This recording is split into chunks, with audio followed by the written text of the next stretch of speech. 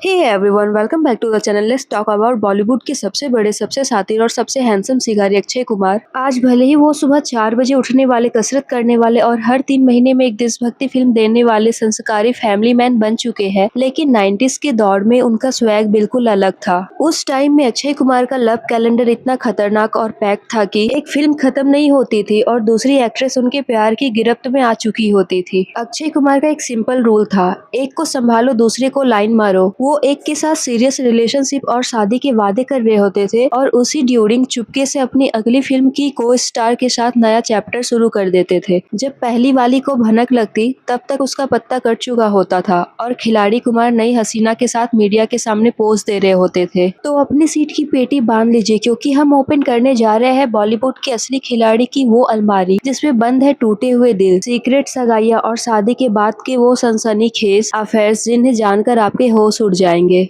लेकिन स्टार्ट करने से पहले आप लोगों से रिक्वेस्ट है कि इस वीडियो को ज्यादा से ज्यादा लाइक और चैनल को सब्सक्राइब जरूर करें। 1980 में जब राजीव भाटिया उर्फ अक्षय कुमार इंडस्ट्री में सिर्फ एक काम मॉडल थे और फिल्मों के लिए धक्के खा रहे थे, तब उनकी जिंदगी में आई उस दौर की टॉप मॉडल और गॉर्जियस एक्ट्रेस पूजा बत्रा। पूजा उस समय एक बहुत बड़ा नाम थी और उनकी बॉलीवुड में तगड़ी पहुंच थी। अक्षय ने पूजा के प्यार का इस्तेमाल बॉलीवुड में एंट्री के लिए एक परफेक्ट लॉन्च पैड की तरह किया। पूजा उन्हें हर बड़ी फिल्म पार्टी में ले जाती थी और बड़े बड़े डायरेक्टर से मिलवाती थी। जैसे ही 1992 में अक्षय की फिल्म खिलाड़ी सुपरहिट हुई, अक्षय रातों रात बड़े स्टार बन गए। स्टार बनते ही अक्षय के रंग बदल गए और उन्होंने पूजा को साइडलाइन करना शुरू कर दिया। पूजा बत्रा ने इस धोखे पर मीडिया में ज्यादा कीचड़ तो नहीं उछाला, लेकिन सालों बाद एक इंटरव्यू में उन्होंने दबी आवाज में अपनी ग्रेस बनाए रखी। उन्होंने कहा कि अक्षय एक बहुत ही एम्बिशियस इंसान है और उन्होंने अपने करियर के लिए जो सही समझा वो किया, यानी काम निकलते ही खिलाड़ी आगे बढ़ गए। एक्चुअली 1992 में अक्षय कुमार और एक्ट्रेस सीबा आकाशदीप के बीच एक बेहद गहरा और पैशनेट अफेयर था। हाल ही के इंटरव्यू में इस बात की कंफर्मेशन खुद सीबा ने किया है।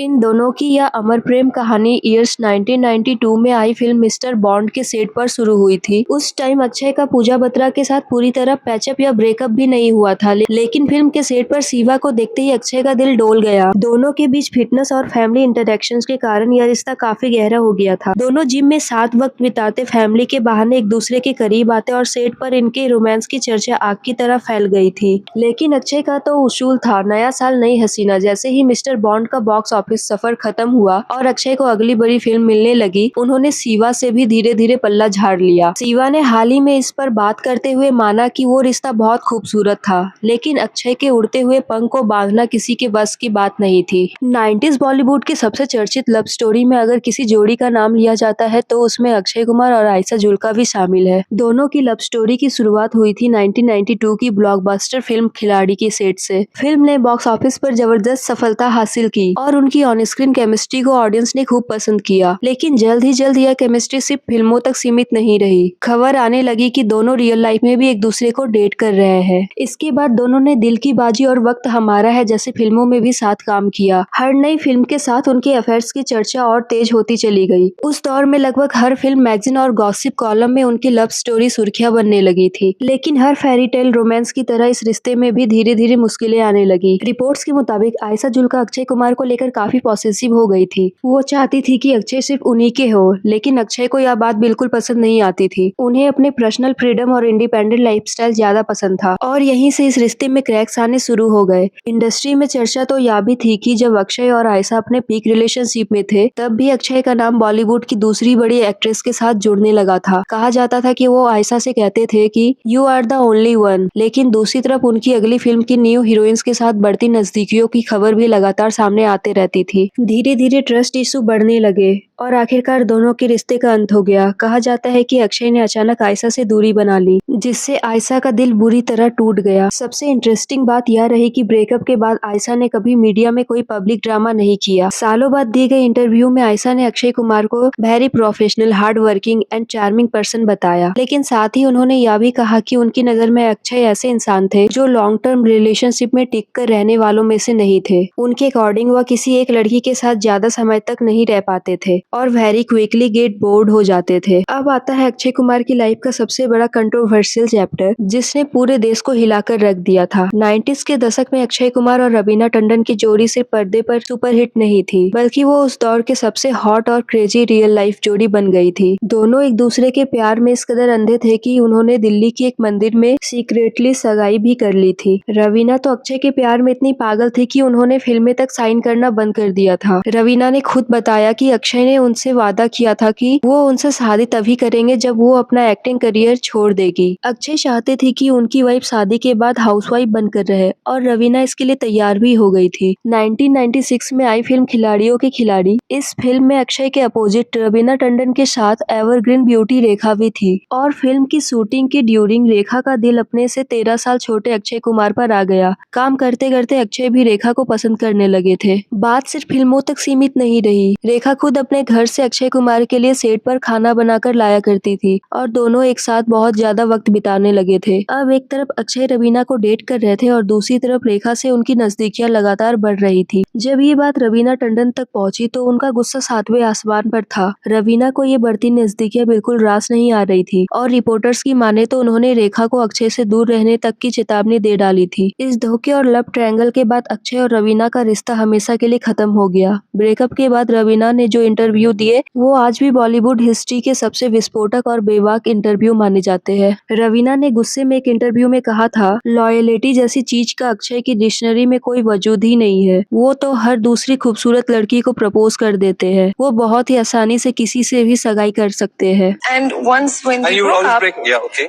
As in not the engagement or anything, next week he was engaged to someone else. Raveena ने ये भी कहा कि अगर ऐसा ही चलता रहा तो मुंबई की आधी लड़कियों के माँ बाप को उन्हें अपना दामाद मानना पड़ेगा। रवीना ने साफ कहा कि अक्षय ने उनका इस्तेमाल किया और शादी का झूठा झांसा देकर उनका करियर बर्बाद करने की कोशिश की। रवीना टंडन का पत्ता साफ करते ही खिलाड़ी कुमार सीधे शिल्पा शेट्टी की बाहों में जा गिरे। फिल्म इंसाफ और धड़कन के दौरान इनका रोमांस एकदम पीक पर था। शिल्पा को लगता था कि अक्षय ने रवीना को इसलिए छोड़ा क्योंकि वो शिल्पा से सच्चा प्यार करते थे। शिल्पा उनके प्यार में पूरी तरह अंधी थी। शिल्पा के साथ रिलेशनशिप में रहते हुए भी अक्षय का पूरा गेम चालू था। ईयर्स 1999 से 2000 के ड्यूरिंग जब शिल्पा शेट्टी को लग रहा था कि अब उनके घर शहनाई बजने वाली है, तब अक्षय कुमार चुपके से शिल्पा की ही बेहद करीबी दोस्त ट्विंकल खन्ना के साथ अपनी नई खिचड़ी पका रहे थे। शिल्पा को कानो कान खबर नहीं थी कि जिस बॉयफ्रेंड के साथ वो शादी के सपने देख रही है वो उनकी सहेली के साथ फेरे लेने की तैयारी कर रहा है। जब अक्षय ने अचानक ट्विंकल खन्ना से शादी का ऐलान किया तो शिल्पा शेट्टी के पैरों तले जमीन खिसक गई। उन्होंने मीडिया के सामने आकर अक्षय कुमार के खिलाफ वो आग उगली जिसे आज भी बॉलीवुड का सबसे कंट्रोवर्शियल बयान माना जाता है। ईयर्स 2000 में फिल्म फेयर को दिए इंटरव्यू में शिल्पा ने रोते हुए और कड़कते हुए कहा था, अक्षय कुमार ने मेरा बहुत ही गंदे तरीके से इस्तेमाल किया है और जैसे ही उन्हें कोई और अमीर लड़की मिली उन्होंने मुझे किसी यूज किए हुए टिश्यू पेपर की तरह कचरे के डिब्बे में फेंक दिया। मुझे कभी उम्मीद नहीं थी कि कोई इंसान इतना गिर सकता है। शिल्पा ने कसम खाई कि मैं जिंदगी में कभी उस इंसान का चेहरा नहीं देखूंगी और ना ही कभी उस इंसान के साथ काम करूंगी और उन्होंने यह कसम आज तक निभाई है। जनवरी 2001 में अक्षय कुमार ने राजेश खन्ना और डिम्पल कपाड़िया की तेज तर्रार बेटी ट्विंकल खन्ना से शादी करके सबको हैरान कर दिया। सबको लगा कि बॉलीवुड के सबसे बड़े शिकारी को आखिरकार ट्विंकल के रूप में एक ऐसी शेरनी मिल गई जो इस चीते को पिंजरे में बंद करके रखेगी। ट्विंकल ने साफ कह दिया था, कोई हेरा फेरी नहीं चलेगी। बट खिलाड़ी को खतरे से खेलने की आदत थी।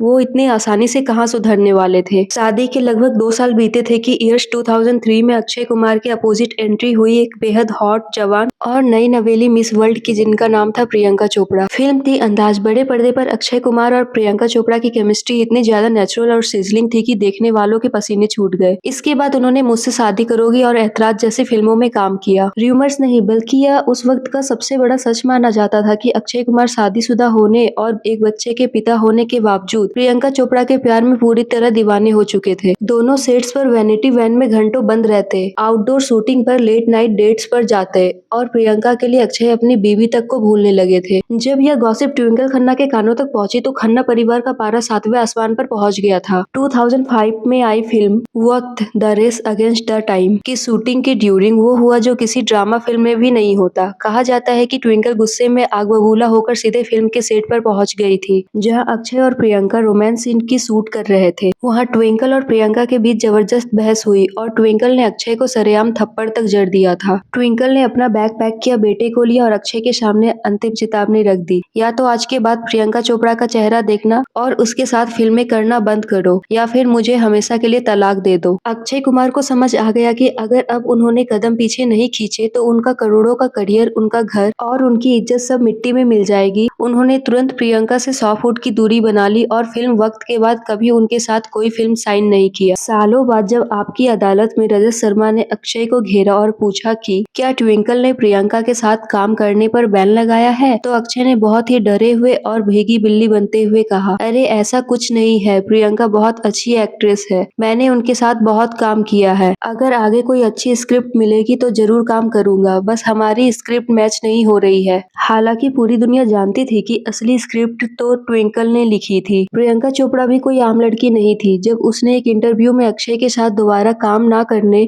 और इस बैन के बारे में पूछा गया तो उन्होंने अपने तीखे और बेबाक अंदाज में कहा, मैं फिल्म में डायरेक्टर्स और स्क्रिप्ट देखकर साइन करती हूँ। इस बात से मुझे रत्ती भर भी फर्क नहीं पड़ता कि किसी एक्टर की बीवी मेरे बारे में क्या सोचती है या अपने पति पर क्या पाबंदी लगाती है। मुझे किसी के पर्सनल लाइफ के ड्रामे में कोई इंटरेस्ट नहीं है। यस 2005 के बाद से लेकर आज तक अक्षय कुमार और प्रियंका चोपड़ा ने किसी भी इवेंट या अवार्ड शो में एक दूसरे को ऐसे इग्नोर किया है जैसे वो एक दूसरे को जानते ही ना हो। दोनों एक दूसरे के सामने आने से ऐसे कतराते मानो कोई पुरानी दुश्मनी हो। प्रियंका चोपड़ा वाले इस भयंकर घरेलू भूचाल के बाद अक्षय कुमार ने हमेशा हमेशा के लिए अपने कान पकड़ लिए। उन्हें समझ आ गया कि ट्विंकल खन्ना से पंगा लेना सीधे मौत को दावत देना है। इसके बाद उन्होंने अपनी प्लेबॉय वाली इमेज को हमेशा के लिए दफन कर दिया। वो रात को 9 बजे सोने वाले, सुबह 4 बजे उठने वाले संस्कारी, देशभक्ति और बॉलीवुड के सबसे सीधे साधे पति बन गए हैं। तो फ्रेंड्स, आपको वीडियो कैसी लगी कमेंट करके जरूर बताना और जाते जाते वीडियो को लाइक और चैनल को सब्सक्राइब करना बिल्कुल मत भूलना, ताकि बॉलीवुड के ऐसे ही और इंटरेस्टिंग और मसालेदार किस्से आपको मिलते रहे। मिलते हैं नेक्स्ट वीडियो में, तब तक के लिए टेक केयर एंड बाय।